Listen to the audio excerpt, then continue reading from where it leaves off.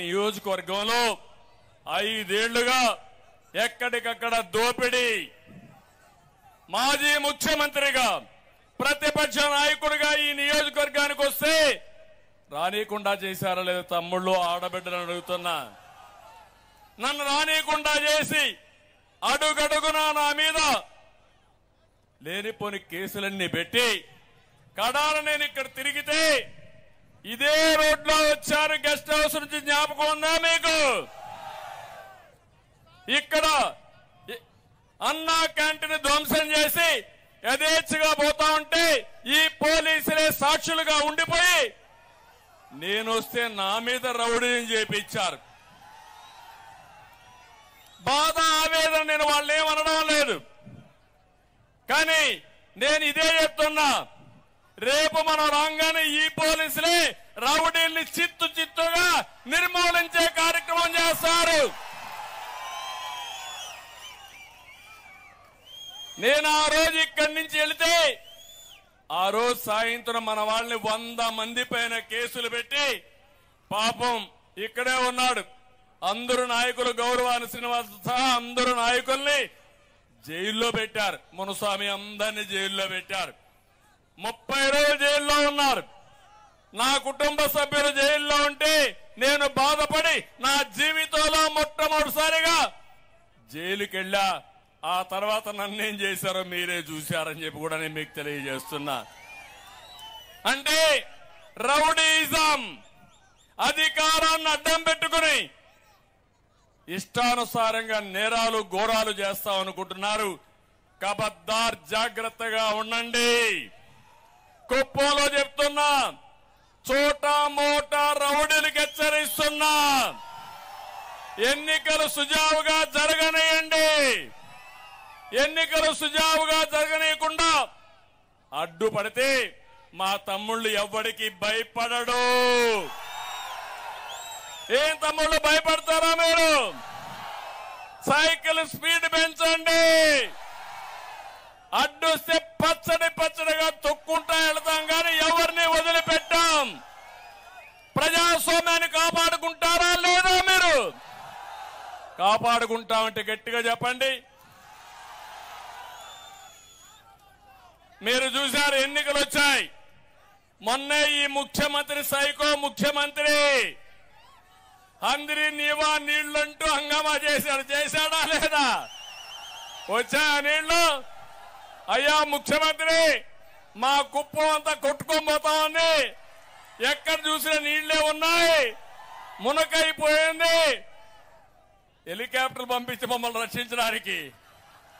అవునా కాదా? డ్రామాలు ఆడతావా? సినిమా సెట్టింగ్లు పెడతావా? నీళ్లు ఎక్కడి నుంచో తెచ్చారు, గేట్లు ఎక్కడి నుంచి తెచ్చారు, గేట్లు పెట్టారు, నీళ్లు ఎత్తారు. ఈయన వెళ్ళాడు, తెల్లవారితో గేట్లు తీసుకుపోయారు. మన తమ్ముళ్ళు ఆ కాలువలో నీళ్లు లేకపోతే నేరుగా పోయి కాలువలో కూర్చొని జగన్ జలగా రా, ఇక్కడికి మా కుప్పంలో నీళ్లు రాలేదని నిరసన తెలియజేశారు తెలుగుదేశం తమ్ముళ్ళు. సిగ్గుందా నీకు ఇప్పుడు రావడానికి? నియోజకవర్గానికి అర్హత ఉందా రావడానికి? పులివెందులకు నీళ్లు ఇచ్చాను, అవునా కాదా? ఇదే మీటింగ్ లో 100 సార్లు చెప్పాను. 90% అందరి నీవా నేనే పూర్తి చేశాను. ఇక్కడే నీళ్లు తీసుకొచ్చి ఎన్నికల ముందు వీకోట్లో నీళ్లు రిలీజ్ చేశాను. అక్కడి నుంచి కుప్పానికి నీళ్లు తేవాలని దద్దమ్మ చవట్లు. మీరు నన్ను గురించి విమర్శిస్తారా?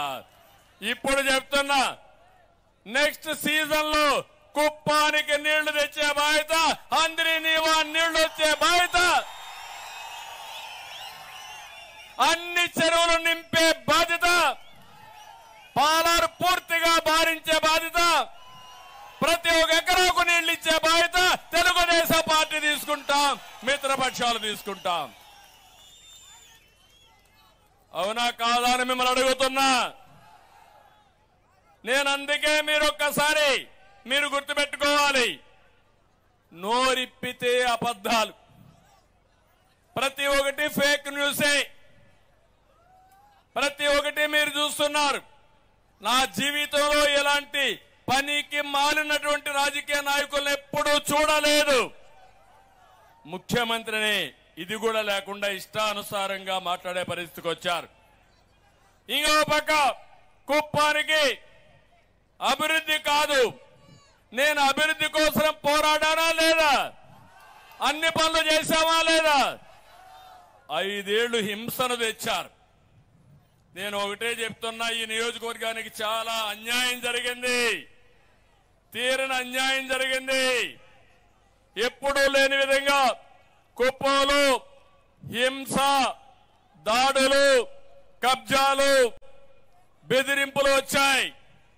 గ్రనైట్ మాఫియా వచ్చింది. నేను మొన్నే చూశాను, అక్కడ పోయినప్పుడు శాంతిపురంలో చూస్తే కేజీఎఫ్ మారిగా మొత్తం తువేశారు. ఆ రోజు నేను కంప్లైంట్ చేశాను. కంప్లైంట్ చేసి సిగ్గులేని నాయకులు 2 రోజులు గమ్మునుండి మళ్లీ యథేచ్ఛగా గ్రానైట్ దొంగ వ్యాపారం చేశారంటే నా దగ్గర అన్ని లెక్కలున్నాయి. వడ్డీతో సహా మీ దగ్గర వసూలు చేసే బాధ్యత రేపు తీసుకుంటాం. మా కడాన ఆడబిడ్డల పైన కూడా అక్రమ కేసులు పెట్టారు. కార్యకర్తల మీద రౌడీ షీటర్లు ఓపెన్ చేశారు. జైలుకు కూడా పోయారు. అన్నీ నాకు గుర్తున్నాయి, ఏది మరిచిపోను. తప్పకుండా వడ్డీతో సహా తిరిగి చెల్లించే బాధ్యత మనం తీసుకుందాం.